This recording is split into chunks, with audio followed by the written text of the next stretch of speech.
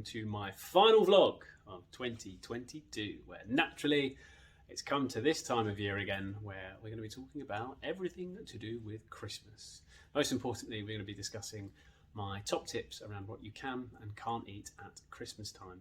Now, this time of year is full of overeating, or overindulging, I should say, having loads and loads of fun with family and friends, and that shouldn't change just because you have a stoma. So if you follow these top tips, hopefully you'll have just as much fun with everybody else around the table. So, tip number 5, plan your meals. It's going to be the same whether you're going out for dinners or you're going to families or friends, or if you're cooking at home.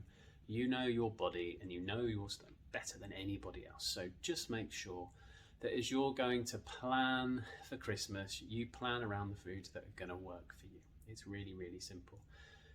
Obviously with this, you will work out what foods are going to either give you an upset stomach or are going to possibly cause a flare or a trigger, or that may cause you certain issues. So just make sure that you're avoiding the foods that you shouldn't be having, maybe things with too much fibre or whatever, and just enjoying the things that you love. No judgment, it's Christmas. If you want to have a full beige dinner, you have a full beige dinner with all the gravy and all the trimmings, okay?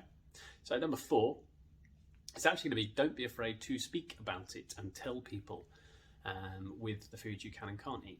So I know from experience, there are certain foods that I will just swerve and avoid. And around this time of year, these sorts of foods may pop up. Mushrooms as an example, I miss them, I love them so much, but I can't have them because they just won't agree with my stoma. But if I'm going to restaurants and there's going to be certain types of food, I'm just going to ask them, please make sure there's no mushrooms in there. I'll be saying exactly the same thing if I'm going to family and friends. Okay, so remember, your family and friends love you and know you for who you are, so it shouldn't be too difficult explaining to them what foods that you may need to have, or slightly adapting what you're eating. I remember with one of my first Christmases that I had, I cooked all of my veg right down because I didn't want to have any issues at all, and I just wanted to make sure things were absolutely fine, because again, you don't really want to be having any issues with your stoma at Christmas time. Tip number 3 is with types of food. The same thing also goes for desserts. We tend to have a lot of maybe overindulgence on the sweet side of things. I certainly have a sweet tooth, and I will definitely be eating copious amounts of mince pies or panettone, which is just my favourite. I am obsessed with panettone, so if anyone wants to get me that, banging, couldn't be happier, thank you so much. But Christmas cake, mince pies, Yule logs, Christmas puddings, whatever. You may be eating much more maybe currants or dates or nuts or things that you may not necessarily have on a day-to-day basis. So just be mindful with that.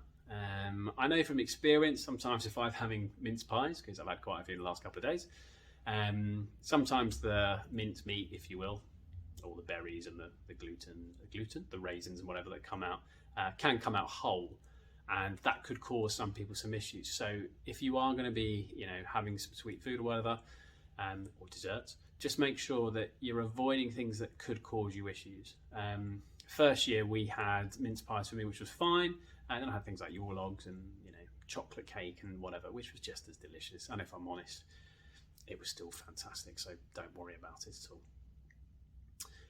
Second, or tip number 2, I should say, as we count down, is this time of the year is very famous for not just overindulging in the food-wise, but maybe drinking a little bit too much during the day, and not just on Christmas Day, perhaps the 22nd, 23rd, 24th, 25th, 26th, 27th, 28th, 29th, 30th, and 31st. You may be drinking a lot more. Now, us ostomats, we know that we need to keep our hydration levels up. We want to make sure that if we are going to be drinking, just be sensible. There's no need to necessarily drink every single day. No judgment. If you want to do it, that's absolutely fine. It's your Christmas. But just make sure that you're being very sensible. Keep your hydration levels up. Listen to your body. And don't be sort of, peer pressured into having to drink more if you don't necessarily want it. You're going to have much more electrolytes. You're going to have to balance out things pretty much routinely. And it may be best that, if you drinking more on one day, maybe not do as much the next day. So yeah, just be sensible with it and just take your time with everything you're doing. And then my final tip, or the most important tip of all, which I tend to end most of the series on, is just don't stress, relax. You've had to spend all year dealing with a stoma and dealing with every complication that comes with it. And yes, it's Christmas. You deserve time off. You deserve time to relax. So does your stoma, so does your bag, so does every single thing that comes with it. So just take your time and just enjoy it. Christmas is a time of year where, you know, we get to reflect on the year that we've had. We get to spend time with family and friends. We get to plan for next year, obviously with New Year's Eve that's coming up. So it's a really nice opportunity to just enjoy yourself, because some people may not be as fortunate to have a Christmas, the ones that you're having. And I think it's always really, really nice that people get to spend time with their family and loved ones. It's time to reconnect. Maybe it's time for you to share stories about your stoma, make people laugh, or make people more aware, or do whatever you want to do. Just enjoy your Christmas. So that's it. That's it for me for this year, guys. Thank you so much for putting up with me and my face for so long, and all of my tips and tricks and stoma stories and whatever. I hope you have a fantastic Christmas and New Year. Wherever you are and whatever you do, just be merry, be happy, and enjoy yourselves. Take care, guys. I'll speak to you in 2023. See you later. Bye.